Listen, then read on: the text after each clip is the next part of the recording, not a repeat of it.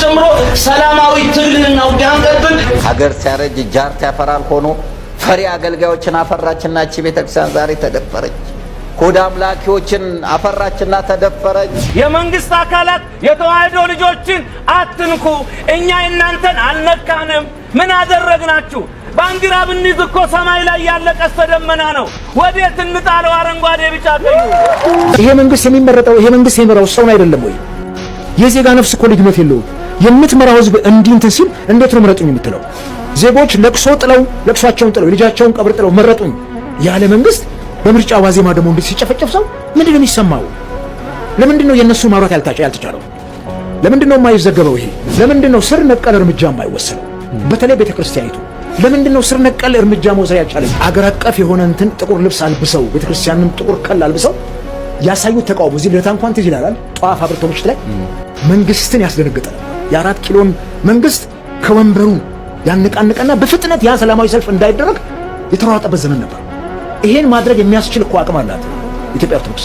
በማተባቸው ምክንያት የታሰሩ ወንድሞቻችን እንዲፈቱ እንፈልጋለን። ለአርሲ ድምጽ የሚሆኑትን እያሳደዱ እያሰሯቸው ነው ያሉት።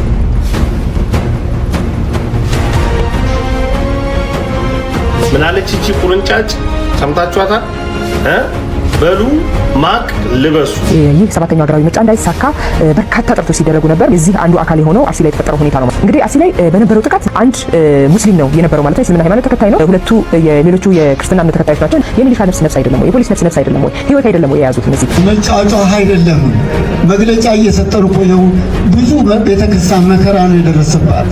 አሁንም የአዲስ አበባ ህዝብ አዳመጥ። የሰንበት ትምህርት ቤት ወጣቶች አላህ በሚያይ ማለት ነው ዶክተር አብይ አቲህም ፈየደም ኢትዮጵያ ወዴት እየሄደች እንደሆነ እኔ አሁን ግርስ ግራ እየገባኝ ነው። ከፍተኛ ቀውስ አይፈጠር። ሰላም ጤና ይስጥልን ውድ የቃል ሚዲያ ቤተሰቦች እንደምን ቆያችሁ? እግዚአብሔር ሰላም ከሁላችን ጋር ይሁን እያልን ወቅታዊና አዳዲስ መረጃዎችን ይዘን መጥተናል። ቪዲዮውን ከመጀመራችሁ በፊት ላይክ በማድረግ ጀምሩ። እንዲሁም ሐሳብ አስተያየታችሁን የኮሜንት ሴክሽን ላይ ያስቀምጡልን። ቀጥታ ወደ ቪዲዮ እናልፋለን። ሰብስክራይብ ለምንድን ነው የማታደርጉት? በማተባቸው ምክንያት የታሰሩ ወንድሞቻችን እንዲፈቱ እንፈልጋለን። የመንግስት አካላት የተዋህዶ ልጆችን አትንኩ፣ እኛ እናንተን አልነካንም፣ ምን አደረግናችሁ? ባንዲራ ብንይዝ እኮ ሰማይ ላይ ያለ ቀስተ ደመና ነው። ወዴት እንጣለው? አረንጓዴ ቢጫ ቀዩ።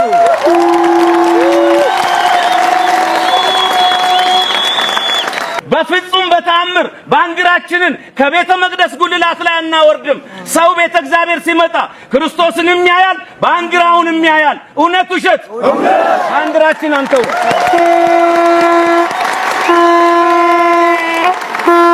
እኛ ለጸጥታ፣ እኛ ለሰላም መደፍረስ ብጥብጥ አንፈልግም። እናንተ ናችሁ ባዶ እጁን ያጨበጨበ እየዘመረ ያለ ሰው ላይ መተኮስ ምን ማለት ነው? ልጠብቁን ዙሪያችን ከባችሁ በዓላችን ልታከብሩ ይገባል። ምክንያቱም ኦርቶዶክስ ሀገር ናት ካላችሁ ሀገራችሁን ኦርቶዶክስን አክብሯታ። እኛ ኦርቶዶክሳውያን የሀገር ስጋት አይደለንም፣ የመንግስት ስጋት አይደለንም፣ የፖለቲካ ካድሬም አይደለንም። ሿሚ ሻሪ የሌለበት ያለ የነበረ የዘላለማዊ ንጉስ የኢየሱስ ክርስቶስ መንግስት ሰባኪዎችና ተከታዮች ነን። ይሄ መንግስት የሚመረጠው ይሄ መንግስት የሚመራው ሰውን አይደለም ወይ? የዜጋ ነፍስ እኮ ልጅነት የለውም። የምትመራው ህዝብ እንዲንተ ሲል እንዴት ነው ምረጡኝ የምትለው? ዜጎች ለቅሶ ጥለው ለቅሷቸውን ጥለው ልጃቸውን ቀብር ጥለው መረጡኝ ያለ መንግስት በምርጫ ዋዜማ ደግሞ እንዴት ሲጨፈጨፍ ሰው ምንድነው የሚሰማው? ለምንድነው የነሱ ማውራት ያልተቻለው? ለምንድነው የማይዘገበው? ይሄ ለምንድነው ዝም የሚለው?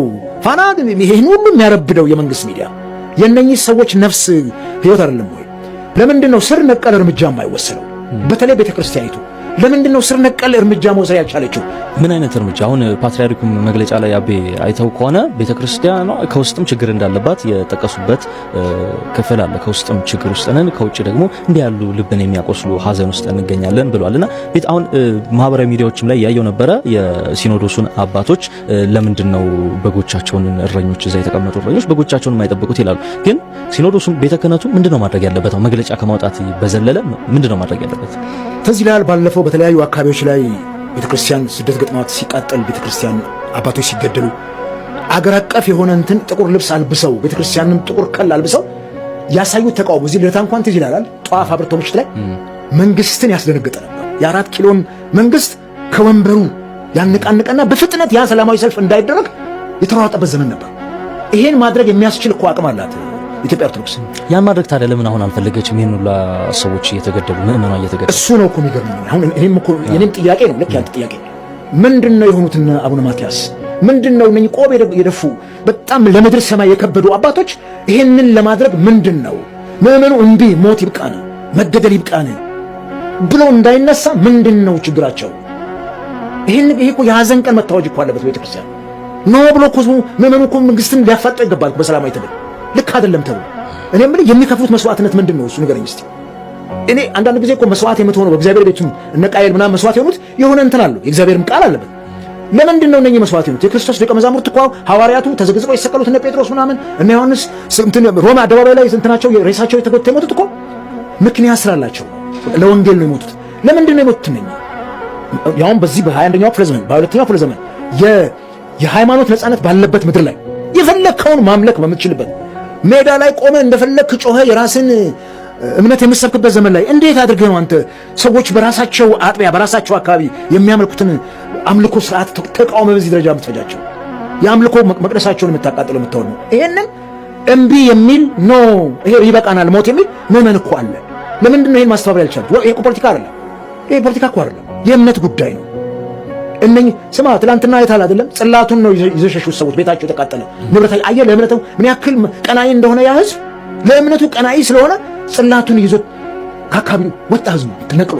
እኔ ያንን ቪዲዮ ሳየው ሪሊ የዳዊት ታቦት ከኢየሩሳሌም ከተማ ወጥቶ የሚሄድባቸውን የእንትን ጉዘቶች ነው ያየሁት መጽሐፍ ቅዱስ ውስጥ ያለውና አየህ ጽላቱን ይዘው ሲጓዙ ስታይ ከራሳቸው ንብረትና ህይወት ይልቅ ለእግዚአብሔር ቤት ያላቸውን ስሜት ገልጸዋል። ምንም ይሁን እምነቱ ልክ አይደለም ብለህ ልትጠላው ትችላለህ።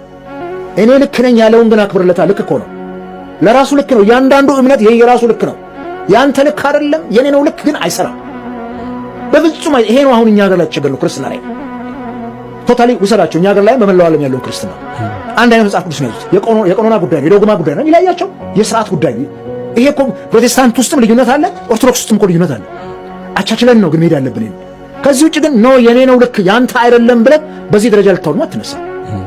ከዚህ አንፃር ቤተክርስቲያን እንዲህ አይነት ጠብሰቅ ያለ ጠብሰቅ ያለ መንግስትም የህዝቡን ደህንነትና ቤተክርስቲያን ደህንነት የምእመኑን ደህንነት በሚጠብቅ ደረጃ ልታስጨንቀው ይገባል። ይሄን ደግሞ ማስጨነቅ የሚችል ምእመን አላት። በእውነት ነው።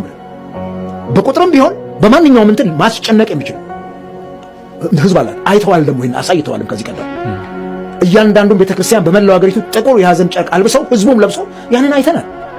ግን ይሄንን አድርጎ ማስጨነቅ ይሄ ምንም ሰላማዊ ነው። ጠመንጃ ያነሳ ማካሪ ነው። ሶሻል ሚዲያ ከአሁን ሰዓት ጀምሮ ሰላማዊ ትግልና ውጊያ ቀጥል የቦታ ላይ መርሃ ግብር አዘጋጅተን የት ቤተክርስቲያን እንደምንጠራችሁና ለመፍትሄው እንቅስቃሴ እንደምናደርግ እናሳውቃለን።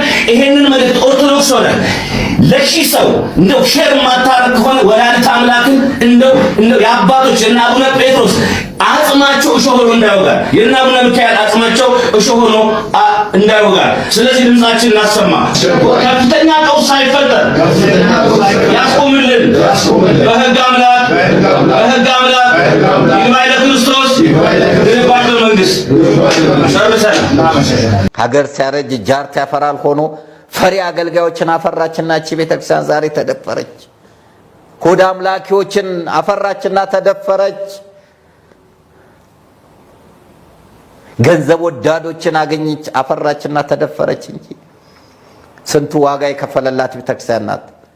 ስንቱ የሞተላት ቤተክርስቲያን ናት። ስንቱ በጸሎት የጠበቃት ቤተክርስቲያን ናት። በእኛ ልክ የምትሰፋ አልነበረችም ይቺ ቤተክርስቲያን። ግን እግዚአብሔር ይነሳል፣ የቤተክርስቲያን አምላክ ይነሳል። አዎ ይነሳል። የሰማዕታት አምላክ ይነሳል፣ የቅዱሳን አምላክ ይነሳል። ቤቱንም ያጸደዋል፣ ቤተክርስቲያንንም ይጠብቃታል። ጅራፉን ይገርፋል፣ ጅራፉን ገምዶ ቤቱን ያጸዳል፣ በግርፊያ ያጸደዋል፣ ያነጻዋል። እዚህ ወገኖቼ መንግስት እንዲህ አይነት እኩይ ተግባር በሚፈጽሙት ላይ ያላሳለሰ እርምጃ ሊወስድ ተግባሩን ሊያሳየን ያስፈልጋል። ግዴታውም ነው። አለበለዚያ ከገዳዮች ጋር መተባበር ነው። ይሄ ዝምታ ከገዳዮች ጋር መተባበር ነው። ወንጀለኞችን ለፍርድ አለማቅረብ ከገዳዮች ጋር መተባበር ነው። በርቱ፣ ቀጥሉ፣ ግፉበት ማለት ነው። እከሌ ነው አይሰራም፣ ሞተዋል፣ ቤተክርስቲያን ተቃጥሏል፣ እንዲያደረጉትን እርምጃ ሊወስድ ሊያስተዳድር ግድ ይላል። መንግስቴን መፈጸም አለበት። ቅዱስ ሲኖዶስ እርስ በርስ በመነጋገር ቤተክርስቲያኒቷ የምትከበርበትን ህልውናዋ የሚከበርበትን ማንነቷ የሚጠበቅበትን አማኙ በሰላም ወጥቶ እንዲገባ ሃይማኖቱን አምልኮቱን እንዲፈጽም የማድረግ ግዴታ ስላለባችሁ ከመንግስት አካላት ጋር በመነጋገር እንድታስከብሩ ወንጀለኞች ለፍርድ እንዲቀርቡ እንድታደርጉ ግዴታችሁ ነው። ይሄ የተቀመጣችሁበት ወንበር ያደረጋችሁት አስኬማ ያስገድዳችኋል። በአማረ መኪና መሄድ ያማረ ቤት ውስጥ መኖር አይደለም።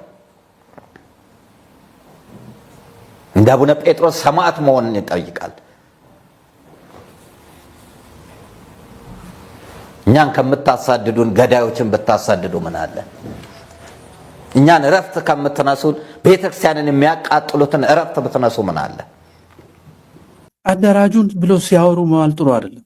ማን ነው የሚያደራጅ? ራስ ተደራጅ። መደራጀት ምን ማለት እንደሆነ ታውቃላችሁ? ምንም ረቂቅ ነገር የለው። ከዚህ መንግስት ጋራ የማይሰራ የዚህ መንግስት ዘር አጥፊነትና ጨፍጫፊነት ልቡ ያወቀ የተረዳ አንድ ሰው ፈልጉ። መጀመሪያ የዚህ መንግስት ዘር አጥፊነትና ሀገር አጥፊነት የተረዳ አንድ ሰው ፈልጉ።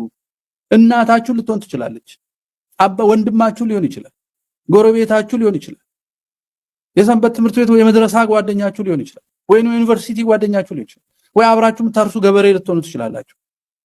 አንድ ሰው የዚህ መንግስት ዘር አጥፊነት እና ሀገር አፍራሽነት የገባው ከልቡ የሚያምን አንድ ሰው ፈልጉ።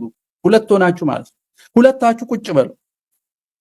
ከመንግስቱ ነዋይ እስከ አብይ አህመድ የዘር ማጥፋት ፕሮጀክት ላይ ትንሽ ሐሳብ ተለዋወጡ። አደረጃጀት ነው። ሐሳቡን ከተለዋወጣችሁ በኋላ ይህ ነገር ፕሮጀክት ስለሆነ ዓላማ ስለሆነ ካላስቆምነው አይቆምም የሚል ላይ ተስማሙ። እኛ ካላስቆምነው አይቆምም፣ በመስዋዕትነታችን እናስቆመዋል። መጀመሪያ ይህን ቃል ኪዳን ተገባቡ። ሁለት ናችሁ፣ ሚስጥር ነው፣ ምስክር የለም። እግዚአብሔር ነው ምስክሩ። ስለ ሀገራችሁ፣ ስለ ልጆቻችሁ፣ ስለ ሃይማኖታችሁ ቃል ኪዳን ግቡ።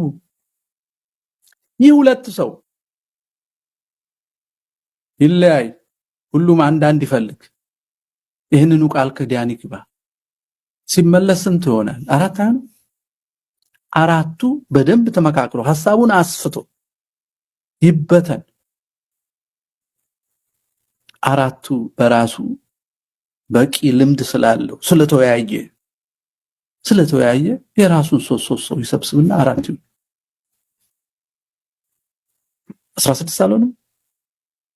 ይሄ ሰንሰለት ይቀጥል፣ ሚስጥር ይጠበቅ እና ውጊያ ጀምር። ውጊያ እንዴት ነው? መረጃ መስጠት፣ ግፍን መቃወም፣ ግብር የተጨመረበት፣ ቤቱ የፈረሰበት፣ የተነወረ፣ ከቦታው የተነቀለ፣ የተገደለ፣ ታሪኩ የተለሸበት፣ ካህኑ የታሰረበት፣ ምንም ግፍ የተሰራበትን እየመዘገበ ወደ አንድ ማዕከል ይላክ። ትግል ተጀመረ።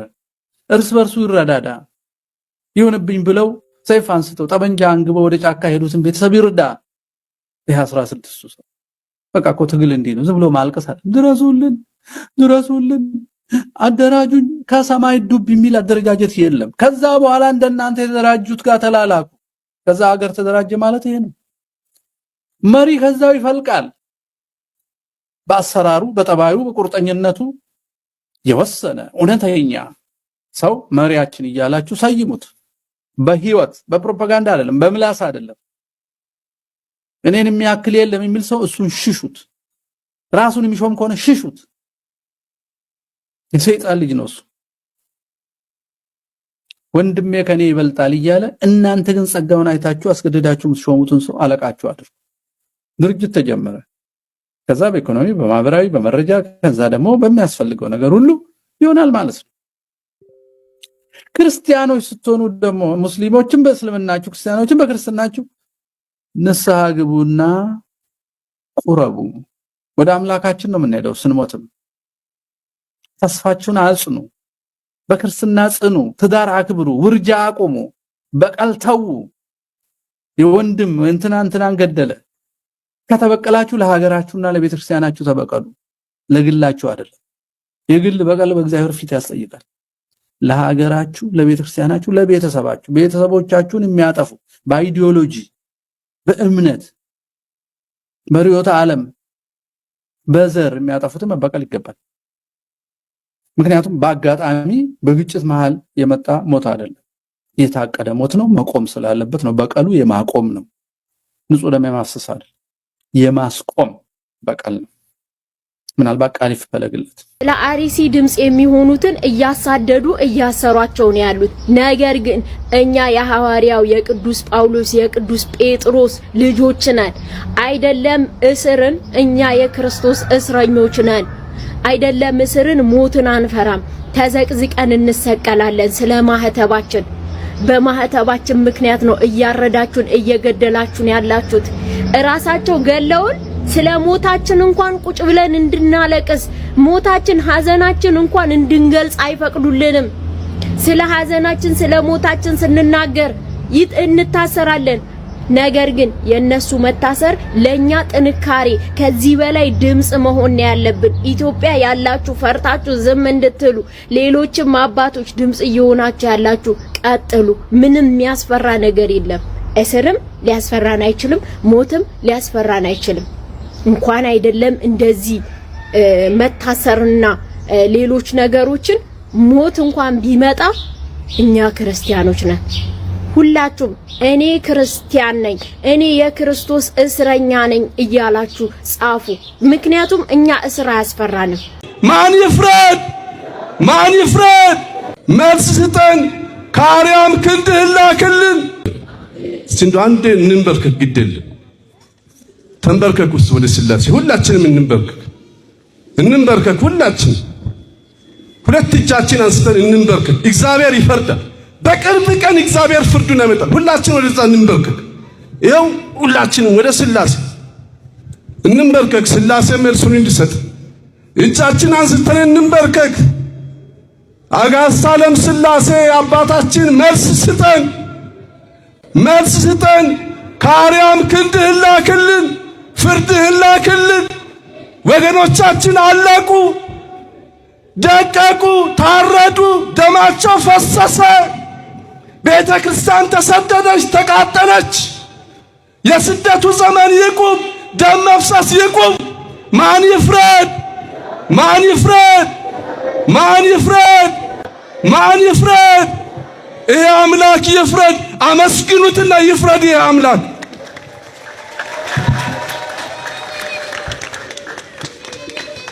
በቃ አሁን ለስላሴ ነግረናል። በቃ ከሱ መልስ እንጠብቃለን። እናምናለን አናምን?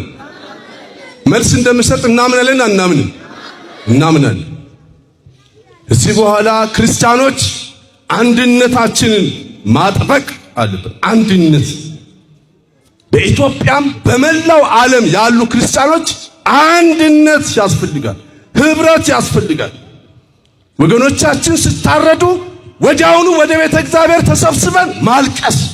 በቃ ሰውን ክፉ አትናገሩ፣ አትሳደቡ፣ ሐሰትም አትናገሩ። ማልቀስ ብቻ። መድኃኔዓለም እንባችንን ያብስልን። አቡነ ዘበሰማያት እንዴት ናችሁ? ያው እንደምታውቁት ሰባተኛው ሀገራዊ ምርጫ በስኬት እና በድል ተጠናቋል ማለት ነው። የድምጽ ቆጠራው ደግሞ ሲጠናቀቅ የትኛው ፓርቲ እንዳሸነፈ የትኛው ፓርቲ ስንት ድምጽ እንዳገኘ ምርጫ ቦርድ የሚያሳውቅ ይሆናል ማለት ነው። ነገር ግን ወደኋላ መለስ ብዬ ይህ ሰባተኛው ሀገራዊ ምርጫ እንዳይሳካ በርካታ ጥረቶች ሲደረጉ ነበር። መንግስት ብዙ ነገሮችን ህዝብ ስጋት ውስጥ ላለመክተት ኮሚኒኬት ስለማያደርግ ነው እንጂ በጣም ብዙ ቦታ ብዙ ቦምቦች እየተለቀሙ ነበር። ንጹሃን ላይ የተቃጣ በጣም በርካታ ጥቃቶች የታሰቡትን መንግስት ማክሸፍ ችሏል ማለት ነው። በዚህ ደግሞ በጣም የተናደዱ፣ በዚህ የተበሳጩ ይህ ምርጫ እንዳይካሄድ በጣም ብዙ ነገር ከውስጥም ከውጭም አቅደው ሲሰሩ የነበሩ አካላት የዚህ አንዱ አካል የሆነው አርሲ ላይ የተፈጠረው ሁኔታ ነው ማለት ነው። አርሲ ላይ የተፈጠረው ሁኔታ የታጠቀው ኃይል እንግዲህ በተደጋጋሚ ምርጫው እንዳይካሄድ በጣም ብዙ ዛቻ ሲያደርግ ነበረ። እንዲሁም ደግሞ በጣም ህዝብ ሞቶ እንዳይመልጥ ሲያስጠነቅቅ ሲያደርግ ነበር። ህዝብ ግን ይሄንን ሊሰማ አልቻለም። ህዝብ መንግስት ይፈልጋል። ህዝብ ጠንካራ ስርዓት እንደሚፈልግ በይፋ አሳይቷል ማለት ነው። አንዳንድ ቦታ ጋር ተኩስ እየተሰማ የተኩስ ድምጽ እየሰሙ ሳይበተኑ በጽናት ምርጫውን መምረጥ ችለዋል ማለት ነው። እንግዲህ አርሲ ላይ የታጠቀው ኃይል እርምጃ ለመውሰድ ወደ ከተማ ገብቷል። ወደ ከተማ ሲገባ ንጹሃን ላይ እርምጃ እንዳይወሰድ ሲከላከሉ የነበሩ ሚሊሻዎች ጥቃት ደርሶባቸዋል ወይም ተሰውተዋል ማለት ነው። እንግዲህ አርሲ ላይ በነበረው ጥቃት 9 ሰዎች ህይወታቸው አልፏል። ከ9ኙ 3ቱ ንጹሃን ነበሩ፣ በዛ አካባቢ ላይ ነበሩ ናቸው። አንድ ሙስሊም ነው የነበረው ማለት ነው። እስልምና ሃይማኖት ተከታይ ነው። ሁለቱ የሌሎቹ የክርስትና እምነት ተከታዮች ናቸው። ሌሎቹ በአጠቃላይ የሚሊሻና የፖሊስ ኃይሎች ናቸው ማለት ነው። እንግዲህ ይህንን መረጃ ሳያጣሩ ማን ነው የሞተው እነማን ናቸው ታውቃላችሁ ወይ ትክክለኛ መረጃ አግኝታችኋል ወይ ሲባል ተብሎ ቢጠየቁ መልስ የሌላቸው አካላት ግን ጉዳዩን ወደ ሃይማኖት ለመውሰድ ምክንያቱም ህዝብ ውስጥ ሴንሲቲቭ የሆነውና ሰዎች መቋቋም የማይችሉት ጉዳይ አንዱ የሃይማኖት ጉዳይ ስለሆነ በፍጥነት ወደ ሃይማኖት በመውሰድ የሌሎችን ደምና ህይወት ሌሎች የከፈሉትን ዋጋ በጣም በማሳነስ ጉዳዩን እነሱ ለሚፈልጉት ወይም ለተዘጋጁበት የፖለቲካ ዓላማ ሊያውሉት ጥረት አድርገዋል ማለት ነው። እንግዲህ እዛ አካባቢ ያለውን ሁኔታ ማጣራት ይቻላል፣ መጠየቅ ይቻላል።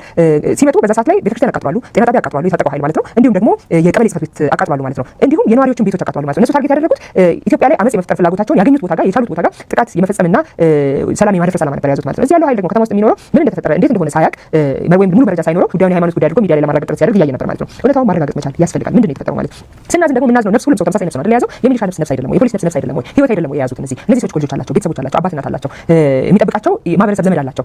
ልክ ሞት የፖሊስ ወይ ደግሞ የጸጥታ አካል ሲሆን የሚረክስበትና የሌላው አካል ሲሆን ደግሞ በጣም ከፍ ተደርጎ የሚወራበት መስተካከል መቻል አለበት። እውነት አዛኝ ልብ ካለን እውነት ሰውኛነት ተሰምቶ ለሰዎች የምናዝን ከሆነ ማዘን ያለብን ንጹሃንን ሲከላከሉ ንጹሃን ጥቃት እንዳይደርስ ሲከላከሉ ህይወታቸው ለሀገራቸው ለህዝባቸው ሲባል የተሰዉ ዜጎችንም ለነሱም ሀዘን ሊሰማን ይገባል የሚለውንና እነዚህ ሰዎች በተለይ ሚዲያ ላይ ያንን ሲያራግቡ የነበሩ አካላት እውነት ለንጹሃን አዝነው ነው ወይስ ደግሞ የፖለቲካ ትርፍ ፈልገው ነው የሚለውን ኩዌሽን እንድታደርጉ ያደርጋል። በህግ እናሸንፋለን፣ በህግ እናሸንፋለን፣ ነገም እናሸንፋለን። በመጫጫህ አይደለም መግለጫ እየሰጠን እኮ ነው። ብዙ ቤተክርስቲያን መከራ ነው የደረሰባት፣ ፈተና ነው የደረሰባት፣ ችግር ነው የደረሰባትና ችግራችንን ሰምታችሁ በተለይ የደሴ ወጣቶች ስላዳመጣችሁን እናመሰግናችኋለን፣ እንወዳችኋለን። በተረፈ ግን ቃላት ያጥረኛል። በጣም ነው። አሁንም የአዲስ አበባ ህዝብ አዳመጥ። የሰንበት ትምህርት ቤት ወጣቶች፣ የደሴ ወጣቶች አሸንፋችኋል። አሜሪካ እነዚህ በሚጠይቋችሁ ጥያቄ መሰረት የገንዘብም ትብብር የሌላም ትብብር አንድ ሀብታም እኮ የሚሸፍነው ይሄ የደሴ ሀብታም እኮ እዛ አይደለም ያለ አዲስ አበባ ነው ያለ። እያዳመጡ ነው፣ እየሰማችሁ ነው። ለነዚህ ልጆቻችሁ በአዲስ አበባ ያላችሁ እንድትረዷቸው አደራ ነው የምንለው። ብፁዕ አባታችን በዓሉ በሰላም ስለተጠናቀቀ እናመሰግናለን። አሁን በምትሄዱበት በፍቅር በሰላም መንገዳችሁ በሰላም እንዲያደርሳችሁ የአምላካችን ቅዱስ ፈቃድ ይሁንልን። በጣም ነው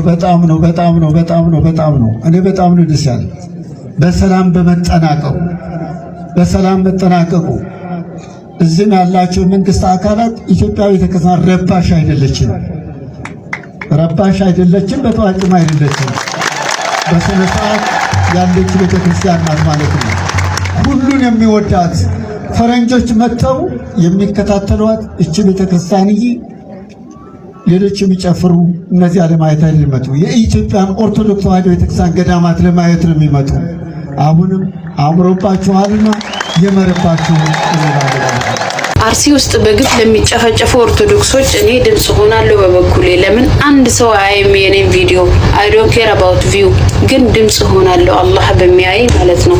ሶ ዶክተር አብይ አቲ ህን ፈየደምት ቲክታክ ስክሮል ሲንጎ ታይሮ ቶኮ ኮሚቴ ላልዮ አርጊቴ ፉለ ከንኮኸነ ይንራንፈቲን አየ አናፍ ጀቻ ወራ ኡመት ኦርቶዶክስ ሰነከሲቲ ቦቺሲ ነው ገርሲሲያቲስ እንደ ቴሌግራም ላይ እቺ በጣም የሚያስጠላው ኖ የማንም ዘርም ይሁን የምንም ዘርም ይሁን የሃይማኖት አባት እንዳነቁ እንዴ ማንም ወሮ በላ ትናንትና ከሰልባጅ ጋር የመጣ በየፊናው ዲስኮ ቤት ከፍቶ ሲጨፍር እናንተ ዝም ብላችሁ ተሻችላችሁ እየኖራችሁ አይደል እንዴ ኦርቶዶክስ ማለት እኮ ለኛ ባለውለታችን እኮ ናቸው። አታውቁም እንዴ? ይሄንን እነሱ ባይኖሩ እኮ እስልምና አይኖርም። ዛሬ ጉድ እኮ ነው። ምን ሆናችሁ ነው? በአሩሲ ለሚጨፈጨፉ እህት ወንድሞች ፍትህ፣ በአሩሲ ለሚጨፈጨፉ፣ ለሚታረዱ፣ ለሚገደሉ፣ በጥይት ለሚደበደቡ ክርስቲያን እህት ወንድሞቼ ኢትዮጵያ ወዴት እየሄደች እንደሆነ እኔ አሁን ግንስ ግራ እየገባኝ ነው። አባቶች እስከሚያለቅሱ ድረስ የእንባ ትርጉም ያልገባው ትውልድ፣ እንባ ምን ማለት እንደሆነ ያልገባው ትውልድ ጋይሶች እኔ አሁን እሳት ኢትዮጵያ ላይ እንዳይዘንብ እየፈራ ነው። እሳት አንዴ ሙስሊሙ ይታረዳል፣ አንዴ ክርስቲያኑ ይታረዳል። ምን አይነት ዘመን ላይ ነው የደረስነው? ክርስቲያን እህት ወንድሞቼ፣ ሙስሊም እህት ወንድሞቼ ሼር አድርጋችሁ ይሄንን ጉድ ለዓለም ማሳየት አለብን። ለዓለም ይወቀው፣ በቃ ዓለም ይወቀው። ብንሰርቅም ባንሰርቅም እንኳን ክርስቲያኑን መሬት